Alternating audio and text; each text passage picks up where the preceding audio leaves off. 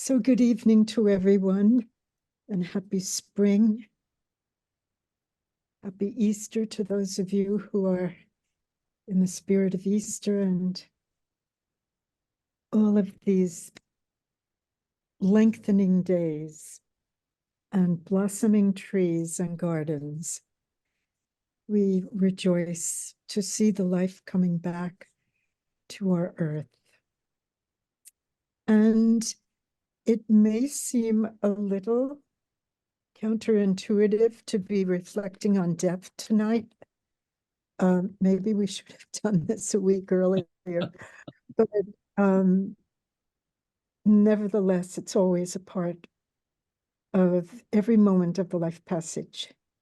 And so we turn to Danny and are very grateful that he's going to facilitate this very sobering and important reflection. Danny, thank you. Well, thank you, Kathleen, and welcome everyone. It's always wonderful to be with a communion, really, of friends who want to explore things that are so important to us, but we perhaps tend to set aside for obvious reasons. The focus will be less on death, I think, and more on loss and change, but clearly death is a part of that. I suppose loss and change is a critical focus for us at any time, but especially in this aging, eldering stage of our lives. Maybe the first thing we could say about it is, in fact, that aging is essentially about loss and change. It certainly requires a positive attitude to literally survive the process as long as possible. Loss and change, though, from the perspective of eldering, requires something more. As we've been discovering, it also requires a kind of mindfulness, presence, the capacity to suffer, and the willingness to hear him, but my face doesn't come up. What's that? Oh, I'm sorry. Anyway, we were talking about the things that we need to sort of address loss and change as stepping into the world of eldering. I think the wisdom born of our process of learning from this loss and change is something that we can and should share with others, which I suppose is the other side of eldering that we'll discuss more. We're all, perhaps, maybe not, but Dante's Commedia, which is a description of the path towards wisdom, paradiso, through addressing the challenges and suffering of life, inferno and purgatorio, like loss and change, begins with this experience of loss and change, of being lost, in fact. He says, in the middle of the journey of our life, I found myself in a dark wood where the way ahead was lost. So loss and being lost is an essential part of the learning process we are calling eldering in grace. Let me begin with a poem, and Kathleen, perhaps you could share this with us. Let me see if I can draw it up. There we go. This first one, Kathleen, it's called Lost by David Wagner, and it'll give us a little taste of what we're going to explore this evening. Would you share it with us?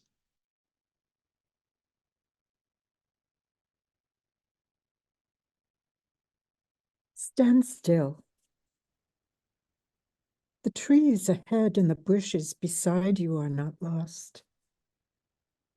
Wherever you are is called here, and you must treat it as a powerful stranger, must ask permission to know it and be known. The forest breathes. Listen. It answers, I have made this place around you. If you leave it, you may come back again, saying, here. No two trees are the same to raven. No two branches are the same to wren.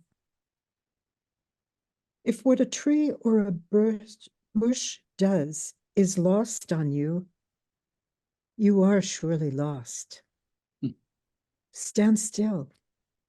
The forest knows where you are. You must let it find you. Oh, there's so much to that poem, and we will come back to it, but let me just frame it a little bit. David Wagner lives in the northwest of the country in Seattle, and he bases the poem on the advice that an elder in the Native American tradition would give to a child when they're lost in the forest. So it offers a way, in a sense, to respond to this essential, in the sense of necessary step on the road of eldering. Stand still, he says. In fact, like the author of Psalm 46 that we reflected on last time, who writes, be still and know that I am God. Wagner says that standing or being still allows life. The forest, I think, is a metaphor for life to find me. In the context of our mindfulness dialogue approach, letting the forest find me would be described as expanding our awareness to the place where we can discover that we actually are this awareness that holds and sustains everything. But we'll come back to this later as we explore the poem later in our conversation. But again, just to set the scene, another poem by Albert Hofstadter called The Cure, I think, builds on this essential insight of loss and change by describing an integration process that includes everything, letting the pain be the pain, letting it fit in without obliterating or getting over a single instant of it. Kathleen, would you share this one?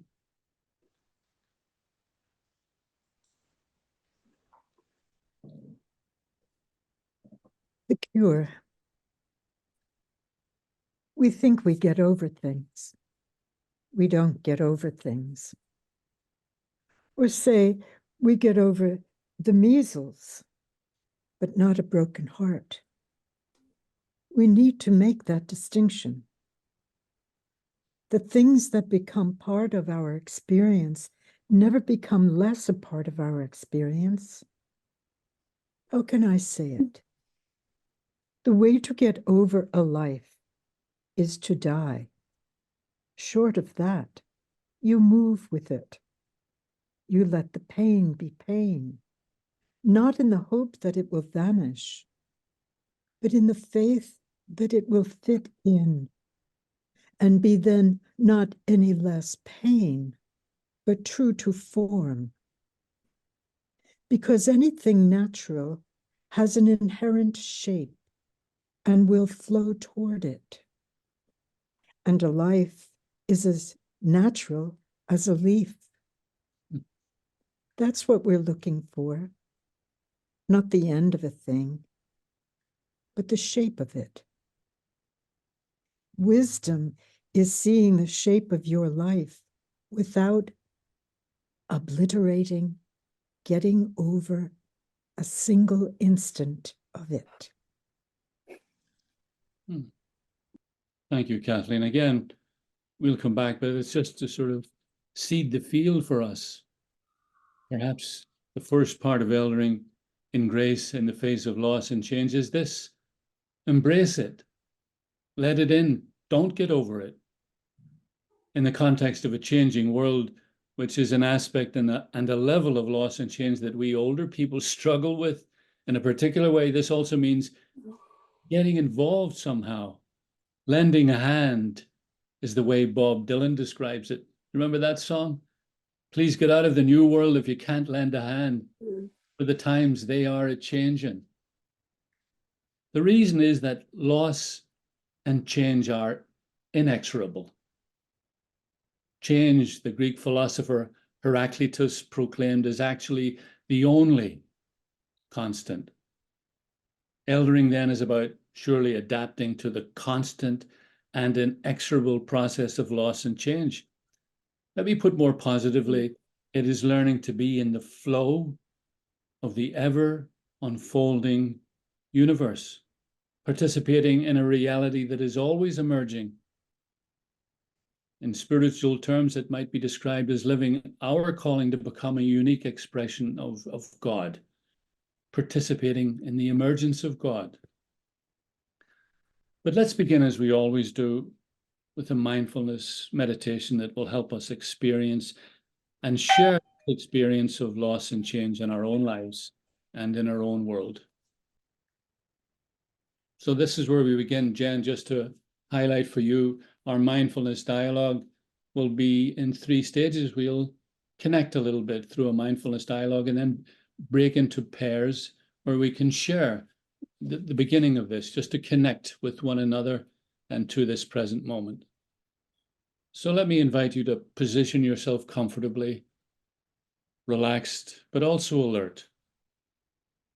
Your back straight, your hands in your lap, your eyes closed or softened. And take 3 deep breaths. In through your nose and out through your mouth.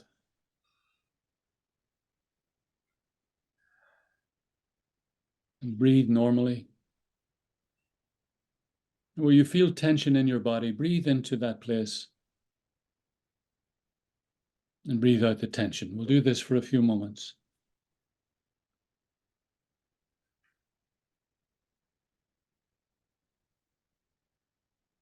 I notice the thoughts that surface with or without your intention.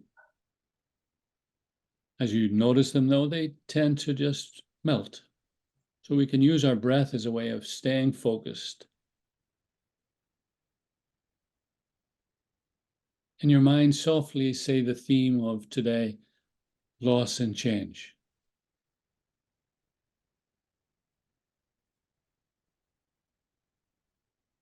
I call to mind an experience of loss and change in your life, personal, community, perhaps even global. Bring up as many details as you can. What was it like? What is it like? Were you afraid? Did you resist? Yes. What happened? What helped or hindered you to embrace this? Learn from it. What was it like when you came through? And so for a few moments, we'll stay with the feelings and body memories that this stirs.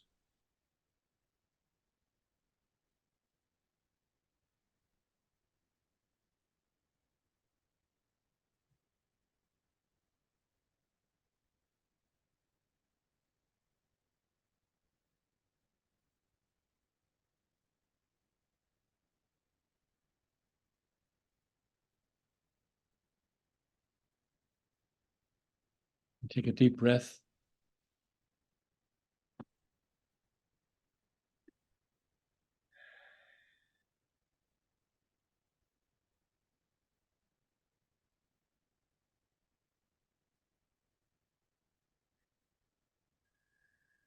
And when you're ready, come back to the group and where we are. Let me invite Carlos to break us into pairs for us to share an experience of loss and change in whatever form it took for you. Describe the details. It'll be a way you'll see of connecting us to one another and to this focus, this theme. Maybe say a word about where you are now in your life in this regard. So, Carlos, if you could break us into pairs, and we'll call you back in 9 or 10 minutes. Well, welcome back, everyone. I'm sure, and Jen from Australia, that often is the best part of these conversations are the breakout rooms, because people really do get a chance to speak and meet someone. So what we'll do now, obviously, we can't hear from everyone, but we're going to invite you to listen for the collective voice. And if you can feel something moving in you that you heard in your group or something that's moving in yourself, share it. We'll hear from 4 people kind of representing the 4 directions, shall we say. So who would like to share what went on for you? What went on around loss and change? What began to surface. And just go ahead and jump in because I can't see everyone on the screen. There's 2 screens up, and go ahead if you're ready.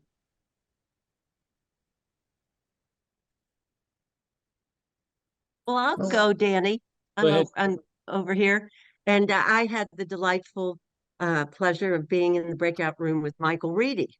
And so we were both talking about our experience of loss and change as immigrants. Michael from Ireland, of course, but now feeling very much at home here.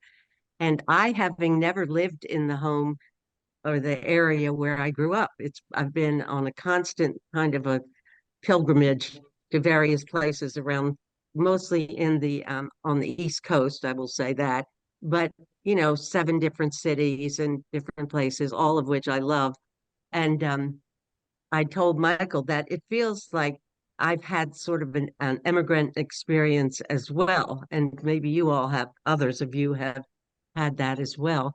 And I still do go home, but I do find that things have changed so much, and most of the people that I knew when I was growing up are now gone. And I love that poem you used, Danny, about you never get over your life or you never get over your pain. And I never do. I still miss them. I still see them so vividly. And Michael was saying he comes from a large Irish family too, with 3 sisters and 3 brothers, I think. And it's just I think when you set out on this journey, I don't want to ramble too long, but it feels like the whole thing is about loss and change through every type of epoch that you experience. And certainly now in my 80s, I never thought I'd be 80. And it's like as we saw in the film that we watched, it's different. It's definitely different than any of the other ages. So let me just offer that to the group. That's wonderful, Sue. And I know so many of us resonate with that. Home. Like, what is home? I mean, I'm also from Ireland and lived here. I've lived here for 40 years now, and I hardly know where I'm from sometimes, So who else? Another voice to represent our collective. Just jump in if I don't see you.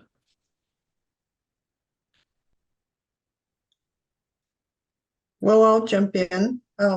I was with Bonnie, and for myself, I was sharing the loss of abilities, a loss of a certain kind of resilience.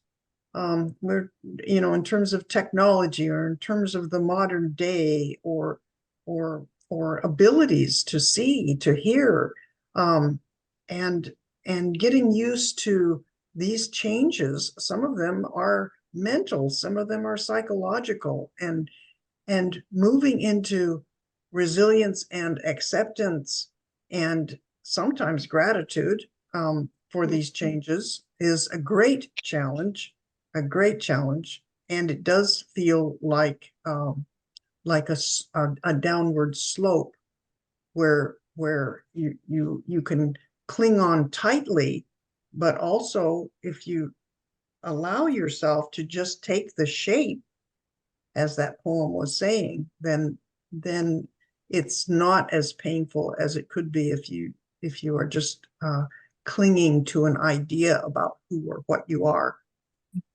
Thank you so much, Marjorie. I mean, 2 words that jump out for me and for everyone. I'm sure pain is a reality in this context, and clinging is perhaps certainly part of the challenge that we're talking about.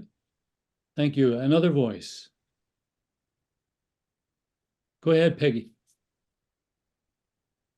You're muted, I think. I had the good fortune to sit with Kathleen. And while we didn't, lucky me, and while we didn't use the word pain, we talked about the pain of loss in our lives in different ways. And in the poem, what strikes me in this moment is the poem was about making room for the pain. instead of lamenting it and, oh, poor me, I got to go to the doctor. Oh, poor me. You know, my daughter doesn't love me the way she used to. And instead of all that stuff, to say, oh, look what's here today. And instead of getting angry with God maybe for bringing this pain that I didn't ask for and all this loss, it's like, oh, this is part of the journey. And that's the new consciousness that I feel coming into me right now. And that maybe the metaphor is we are in the forest of life and we're never lost because the trees are here for us and we're always here in safety. And that's what's coming to me right this moment. Oh, that's beautiful, Peggy. Maybe we are never lost, but it certainly feels like it too. That's what we're also saying. One more voice, just to get a sense of what's surfacing for us. A male voice, maybe?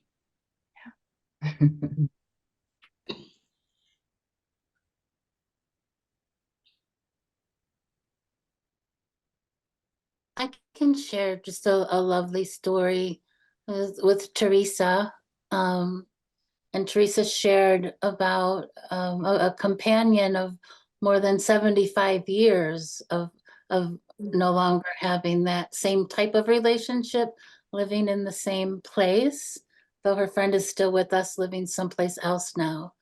So just that, just imagining what a change that is, and just someone not being there and living by ourselves for the first time in a long time was really, but there's something also very beautiful about the story and all the artwork that surrounds Teresa right now and how she's looking for homes for her artwork. So I wanted to share that. Oh, thank you, Thank Kim. you. It really does highlight the sometimes ambivalence, certainly the struggle to hold these things. But let's just for a moment now note the space that we've created just in this short connecting process of a little mindfulness meditation, a little sharing in pairs and sharing together. We've created a space, and we'll step into the second stage of mindfulness dialogue, Jan, just to use you as the teaching tool for today, of exploring. So we want to take a look at loss and change, explore what it means, see how loss and change are the same perhaps, but also different. And of course, how they are essential to eldering. I have a third little poem here, and it kind of touches on the poignancy, I think, that I'm hearing reflected in some of the things that I've said. So let's scroll down to this one. And Kathleen, you're familiar with this. These are words were written by a man called Padraig Pearse. He was one of the main leaders of the Irish uprising in 1916. So listen to, it's called The Wayfarer, and you can hear, and I'll explain afterwards, like the relevance of the loss and change aspect of it. So Kathleen, would you share this one with your lovely voice? The Wayfarer. The beauty of the world hath made me sad, this beauty that will pass. Sometimes my heart hath shaken with great joy to see a leaping squirrel in a tree, or a red ladybird on a stalk, or little rabbits in a field at evening lit by a slanting sun. Things young and happy. And then my heart hath told me, these will pass and change, will die and be no more. Things bright and green, things young and happy. And I have gone upon my way, sorrowful.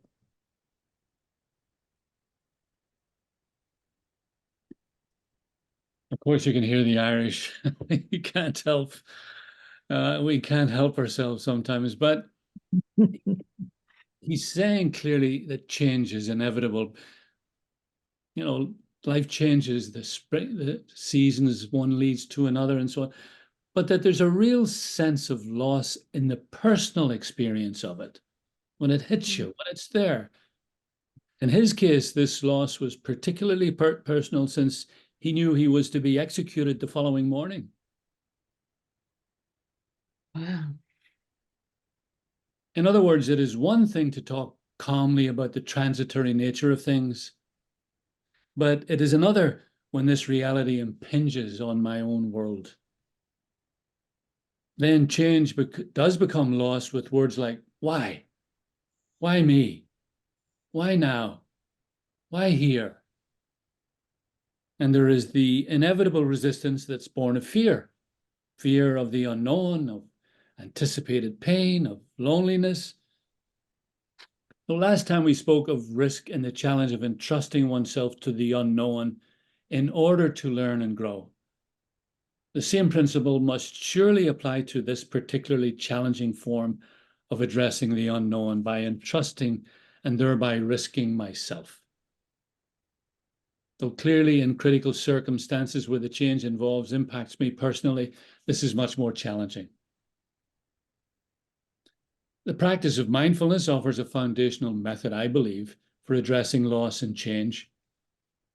Mindfulness is not about stopping or even controlling thoughts or emotions or sensations, which, like loss and change, are an inevitable part of life, but of learning to work with them in a way that enables a creative response to the situation.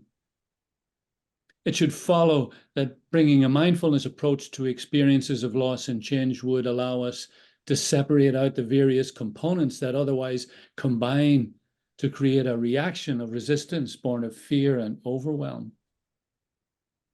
Of course, change is not univocal and not the same in every case. Sometimes, in fact, it is longed for and welcomed. like growing up. I remember as a child, I couldn't wait to grow and change, or learning, or more obviously expanded awareness and freedom. More often, though, change brings at least some apprehension, as with personal loss, which was Padraig Pearse's situation, and collective angst, which is the situation today with conflict in our culture and climate. But let's go back to Wagner's poem, Lost, and take a closer look at the implied method. It's a mindfulness method, I think, for how to address loss and change, where the emphasis is on being lost. So let me just scroll up to it a little bit so we can sort of have a look. Kathleen, would you give us another go at it? Because this poem is so rich, I feel. Lost. Stand still. The trees ahead and the bushes beside you are not lost. Wherever you are is called here, and you must treat it as a powerful stranger, must ask permission to know it and be known. The forest breathes. Listen. It answers, I have made this place around you.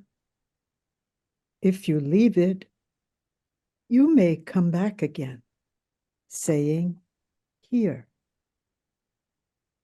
No two trees are the same to raven. No two branches are the same to wren. If what a tree or a bush does is lost on you, you are surely lost. Stand still. The forest knows where you are. You must let it find you.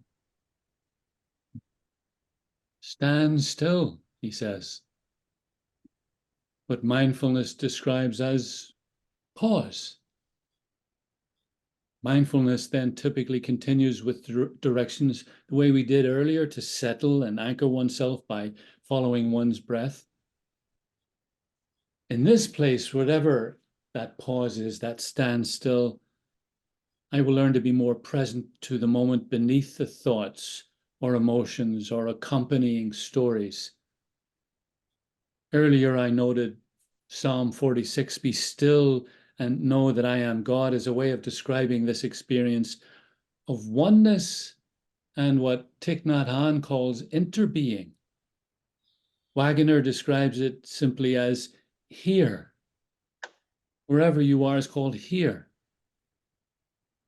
which leads to the next step, the appropriate response, which is to be humble and respectful.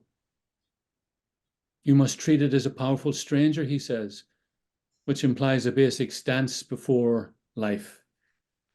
Ask permission to know and be known.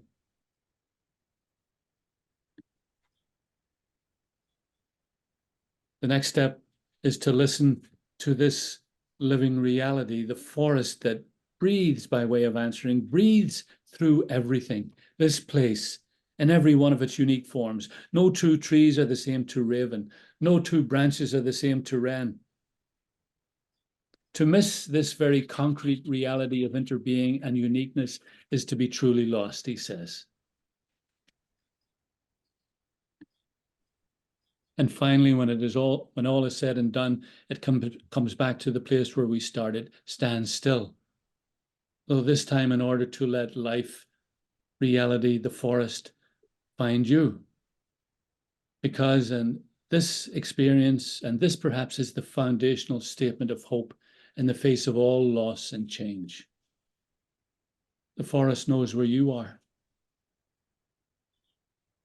It's a wonderfully grand cosmological and immediate present approach to loss and change. Don't resist. There's no reason to fear. Simply be there, here, in the uniqueness of each moment. Then life will find you. Easy to say.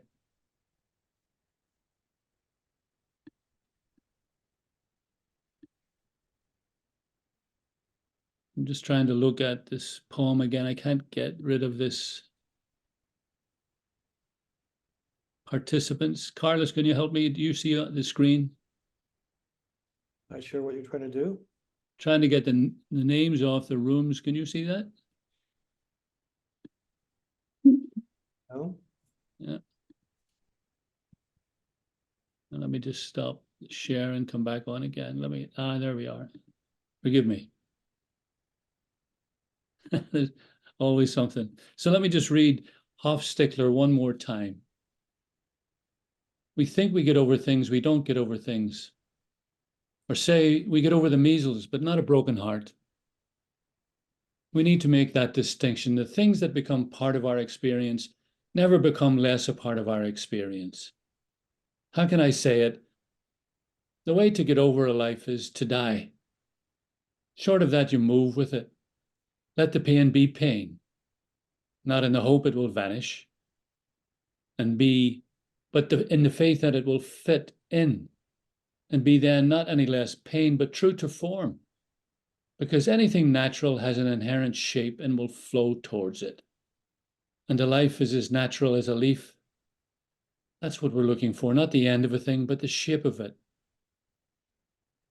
Wisdom is seeing the shape of your life without obliterating, getting over a single instant of it. This is what I've found, and I'm sure you have too. There are some things we don't get over, ever. The things that become part of our experience never become less a part of our experience. And so it is with change. Let the pain be pain. Because the fact is that all of it is important. All of it fits into the unique shape of your life. And in the end, this is the goal, perhaps, the goal of a fulfilled life, the goal of eldering in grace, as Hofstadter concludes, wisdom is seeing the shape of your life without obliterating, getting over a single instant of it. Hopefully, Padraig Pearse was able to see the shape, the purpose of his own life in a way that didn't obliterate anything, including his own death the following morning. So, what does loss and change mean? How do we work with it? How do we entrust ourselves to it the way we talked about the last time? How do we let the pain be the pain? How do we move with it? How do we let the forest find me?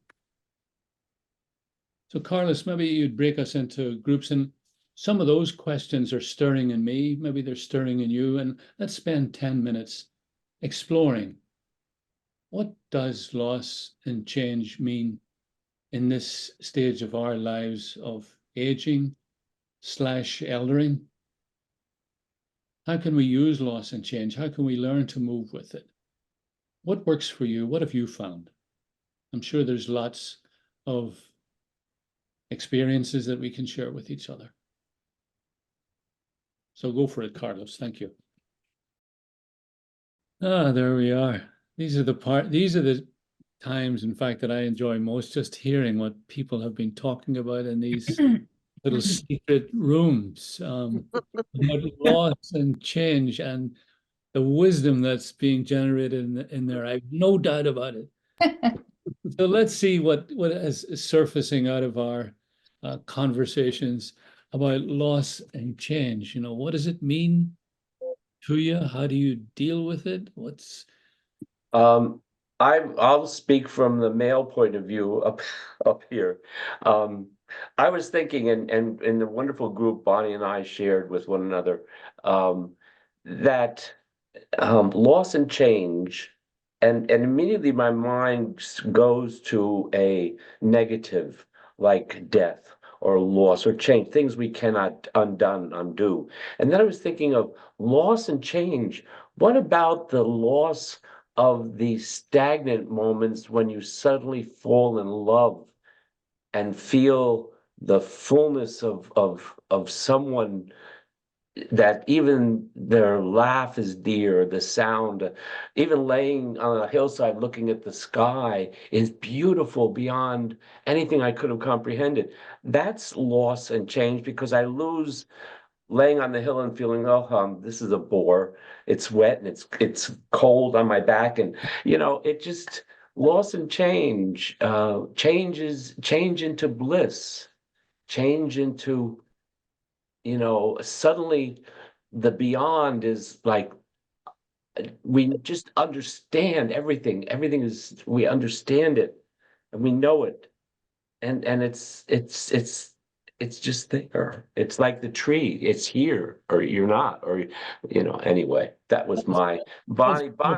It's all Bonnie's fault. She brought that all out of me. Well, I'm reminded of a movie from my childhood called Gregory's Girl. It was a Scottish film. And the little boy lying on the grass, the way you're describing, Dennis, with his girlfriend, and he's in love and he wants to impress her. And he says, hold on, hold on. And she says, why? He says, because we're traveling at 1,000 miles an hour. The earth spinning. He was kind of very taken by that. Anyway, sort of to fall in love, there's a piece. What else? That transforms certainly loss and change into something else. So what else came up? Yeah, I was with Mary Lou Lyons, and sharing about this, she accompanying members of the community, who then pass on to God, and gratitude for those who have gone to God, are doing that. That life, and the sense of life being a process, a journey. And I spoke of the stages of human and spiritual life. And I think we're talking about stages in a way of eldering, I think. Yeah. And these stages, it's very exciting, actually, something new here that we can share. And I thought back of my grandparents and what they shared with me. I thought, oh, now that's me now. How do I do that? And so the presence of, and then Mary Lou about the we. When she goes to visit someone, she says, we're going, meaning God and her. And the we expands to include the other people too. I mean, it's the expansion of the sense of larger we that includes all. So there's building on what Dennis said, you're talking about an expanded sort of sense of myself or my journey or my awareness. Yeah, yeah. Pamela has her hand out. Yeah, so I was thinking about the loss as loss of my old self, loss of the different stages of breaking open and leaving, like, you know, loving all those parts of yourself as you grow and learn those parts that you never wanted to look at. And you finally, you know, get to this age and my goodness, you know, what was so difficult, you know, so I'm this or I'm not. So it's like the loss of the old self, but the gain and the change of loving yourself now, the new self, and the wonderful feeling of accomplishment and self-awareness and all of that stuff is just so wonderful. Oh, there's a wonderful positive emphasis that we're hearing surfacing in a couple of ways too, that loss and change isn't necessarily negative at all, but the accomplishments, the achievements, where we are now on this stage of the journey, all part of the gratitude that somebody mentioned. Michael, the fourth voice. Okay, I was struck. I was with Patricia, which was wonderful. I was struck, and some of this very immediate. I'm turning over the directorship of a nonprofit I founded in 1988. So there's letting go of things is on my mind. But I guess, I mean, and both Patricia and I talked about being in pretty good health, which is, you know, an incredible blessing, and knowing that that may turn, and sort of the contemplating, accepting, not prematurely assuming a loss of capacity, but also accepting some losses of capacity, and you know that, and those are contradictory forces, but both need to be integrated. And so I decided that even more important than not going gently into that good night, I don't want to go whining into that good night. That's the transcendence I'm seeking. Oh, that's wonderful. So here we are, and clearly holding on to what is this loss and change about? That's what we've been exploring, Jen, to go back to you to sort of to highlight the next stage of mindfulness dialogue is what we call discovering.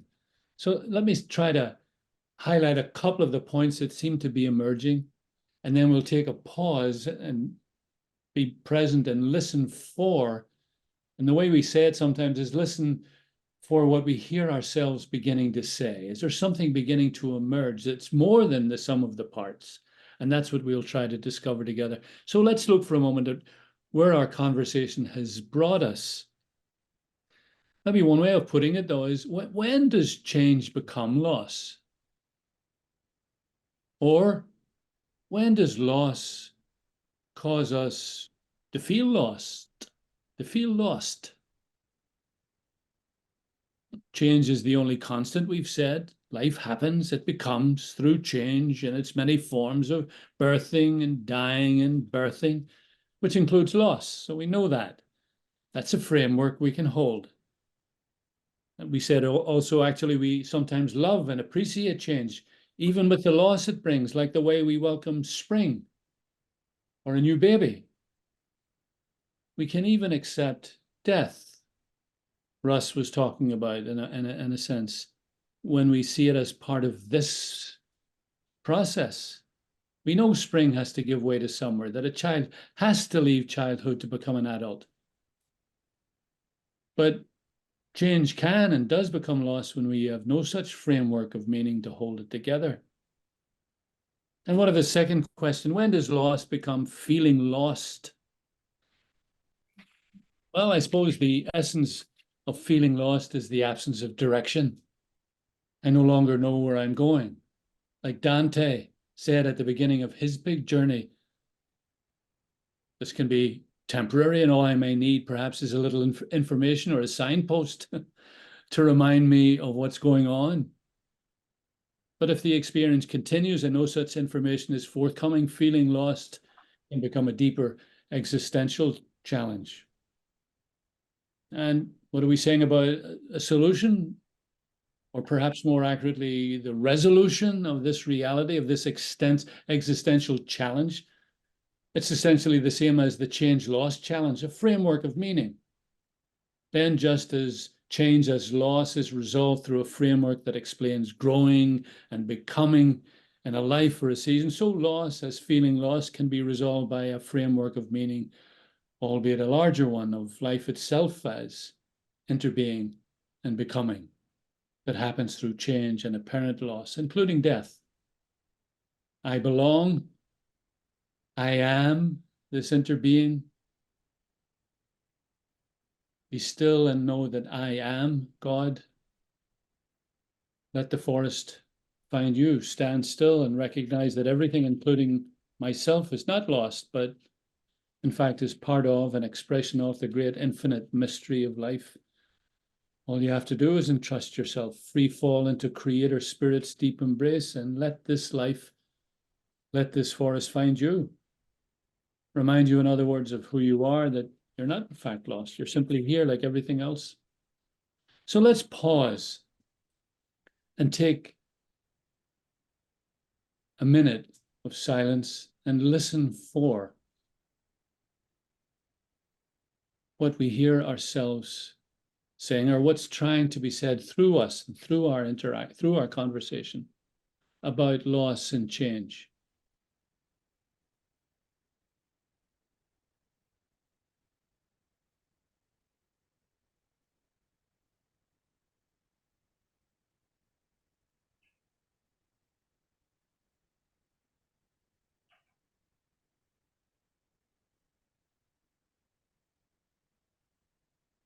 And once again, if anyone is ready, this is our way of discovering. It's maybe a form of revelation of our own sort of collective self.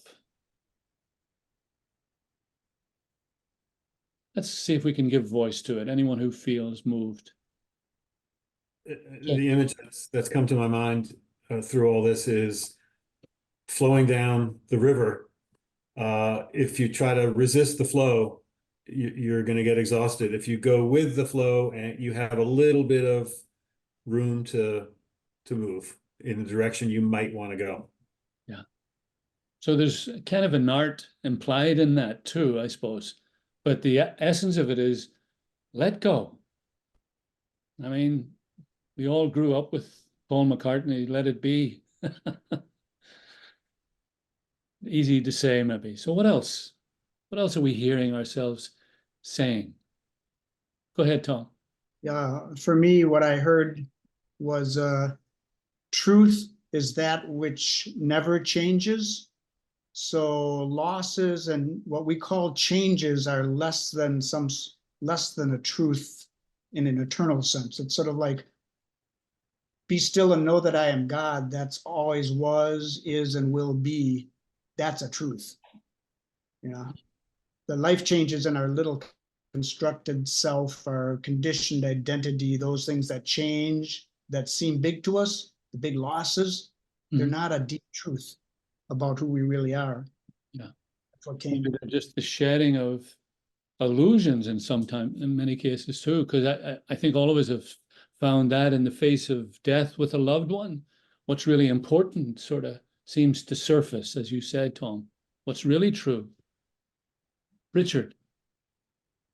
Well, you know, my spirit guides are my two birds that I had when I was a child. So they sometimes are very playful. And what they told me in moments of quiet, they said, well, you know, Danny forgot there's a period in there in that little sentence. Be still and know that I am, period. Sincerely, God. Thank you.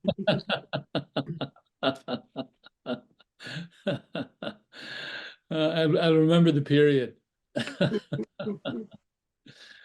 So one last voice, Jossie. No, let's have Beth talk.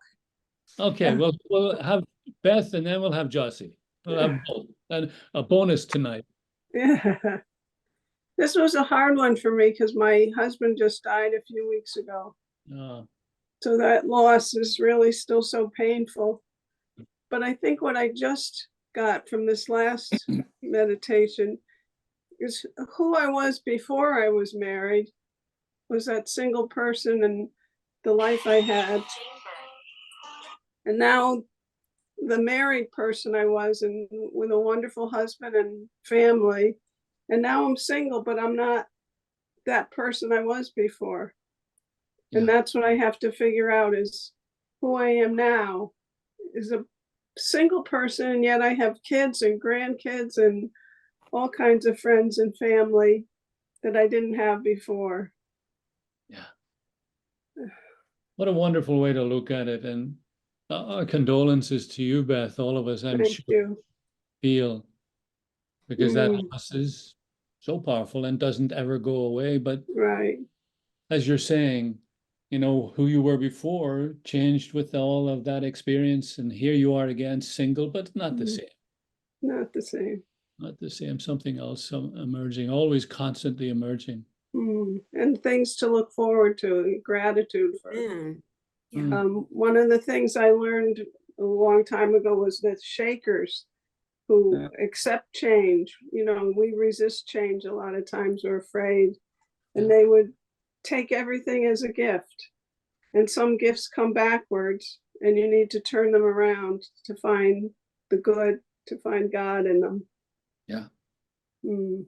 That's a nice way of putting it. You need to sort of turn them around and have a look side of it you didn't see before. Wonderful. Yeah. Jossie, give you the last word here. Well, I don't know if I could say it better than Beth, but I equated loss with pain. You know, you lose your tooth, you lose your friend, you lose your mother, you lose a dear one, pain. But in that change comes a moment or a transition, if you allow it, to something that always surprises me, that I'm at awe.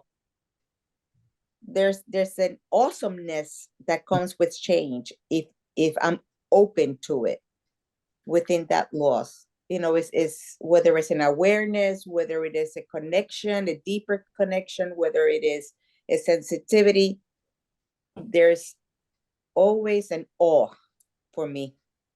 And I'm hearing bits and pieces among the little bit of time that I was with Sue and in my group, that there's an element of change that it's going to be awesome. There's it's not awesome, the word that I'm looking at. It's really more awe, AWE, at awe. I'm at awe at what's happening, you know, in that change. That's wonderful. And it's probably related to what Dennis was saying earlier about falling in love. Suddenly the world lights up. It's different. You see more. I can't help but think, and maybe here's a way of segueing to Carlos to give us a little word about our ongoing conversation, and Kathleen to bring it to a close. But I couldn't help but think of, you know, that song by Leonard Cohen. He says, "The birds they sang at the break of day, start again. I heard them say, don't dwell on what has passed away or what is yet to be." And then the chorus is, ring the bells that still can ring. Forget your perfect offering. There is a crack in everything. That's how the light gets in. That's how the light gets in. That's how the light gets in. So, Carlos, could you share with us, or just remind us, that we're in a constant ongoing conversation? This is a wonderful part of it, but there's more. Yes, and I'm posting on the chat room just what I'm about to say, which basically is, you know, we've heard from 6 of us maybe at the end here in the Discover phase tonight. And wouldn't it be wonderful if we could hear from all of us? Yeah. 30 of us on the call right now. And although it's lovely to hear from a few of us sort of representing everyone, can you imagine what would happen if we would get everyone's thoughts about tonight, maybe an insight, maybe an aha that you had? If you could spend, 2 to 5 minutes right after the call is done and just free write it. Just free write it. It doesn't have to be coherent. It doesn't even have to make any sense to you. But just what's coming out of your heart, what's coming out of your mind, just write it down and send it to us. And we will compile all these thoughts together in a way that maybe makes some sense, maybe it doesn't. But I recommend that you spend time. It's a gift to each of us, to every individual and to the collective. If you could do that, we're experimenting with what else are we discovering that we don't have time to hear from in an hour and a half. Maybe doing it this way, we could hear from a lot more folks. I mean, who doesn't love a symphony? Who doesn't love a jazz group? We need your voice. We want to hear your voice. Just spend the time and just a little bit more time, and we can maybe come up with something wonderful. And call out the email The again. email, I just chatted the email. It's contact@anewglobalwe.com, and just send it right to that email. We will compile it and send it, and then kind of send it back in the next couple of days with the video of this session tonight, so you can see what people are writing, see what people are saying, what the collective is saying, what is our collective story. That's what we're after. There we go. So Kathleen, would you take us home? Please. That would be the switch. I'll take you home. So where your heart will feel no pain.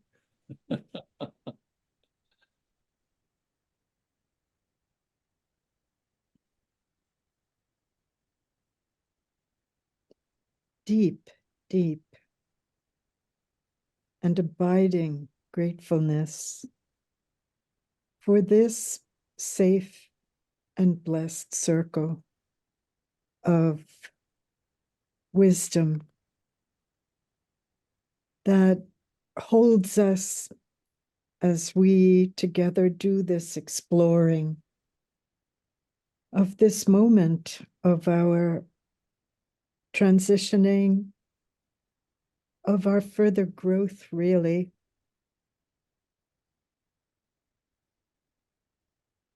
And I just hope for each and all of us that this new season that we are perhaps stepping into, lots of rain in this part of the territory, but still the days are lengthening, the light is augmenting, and it's with us and it's for us. And may it just hold us and bless us till we are together again in a month. And Danny will reconvene us with a new theme to ponder and explore. And for us, as Carlos keeps inviting us to be sharing our corporate wisdom with each other. And so until this time next month, blessings for each and every one of us. A little postscript. Some are interested in the poems we share. We will put them all on the YouTube channel. Oh, great. All there. All of them for all the sessions. Good. Feel free to add your own. Thank you. Thank you. And please invite your friends to join us too.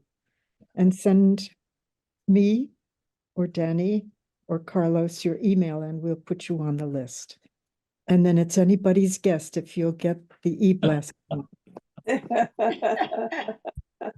it's anybody's guess if you can get on the Zoom. Well, we'll keep working on it. Okay, friends, God bless. Bye-bye. Thanks, Bye-bye. everybody. Bye. Night Thank all. you. Good night. Thanks, everybody. Good night. Night all. Thank you.